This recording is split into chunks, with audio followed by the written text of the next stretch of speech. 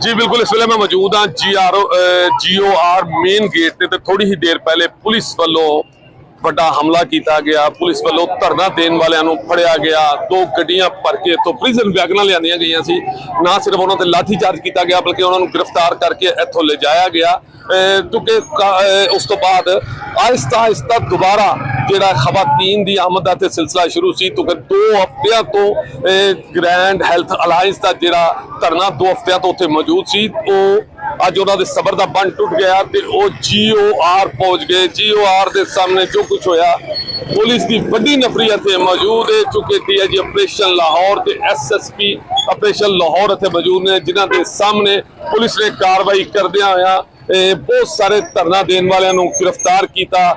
लेकिन थोड़ी ही देर पहले जदों एक GOR गेट को मुकम्मल तौर पर पुलिस ने क्लीयर करवा लिया सी, उस तो बाद दोबारा खवातीन की एक तादाद है जी गेट के सामने आके खड़ी हो गई है। कुछ खवातीन मेरे नाल मौजूद भी ने ते सुबह दियां मतलब इत्थे मौजूद ने। जी बाजी की कहंदे हो? भाई कहना की है, साडा हक चाहिए। ज्यादती हो रही है साडे नाल सरासर।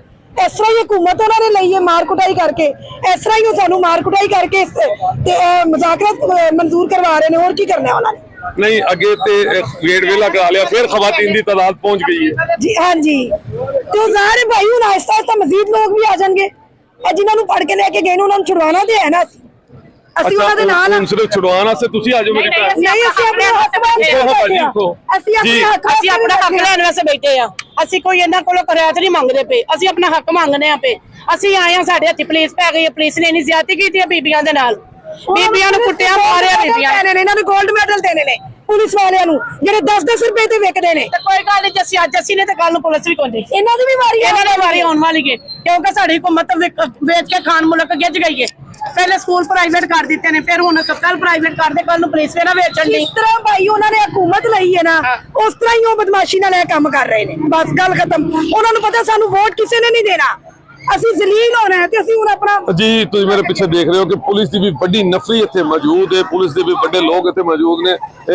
ਰਿਜ਼ਰਵਾਂ ਕਾਫੀ ਜ਼ਿਆਦਾ ਇੱਥੇ ਪਹੁੰਚ ਗਈਆਂ ਨੇ, ਲੇਕਿਨ ਉਹਦੇ ਨਾਲ ਕੁਝ ਲੋਕ ਇੱਥੇ ਉਹ ਵੀ ਮੌਜੂਦ ਨੇ ਜਿਹੜੇ दोबारा तो कह रहे हैं कि शायद गेट वाल जाया जाए, लेकिन सिर्फ खवातीन की तादाद है जी GOR मेन गेट पे बैठी है। जी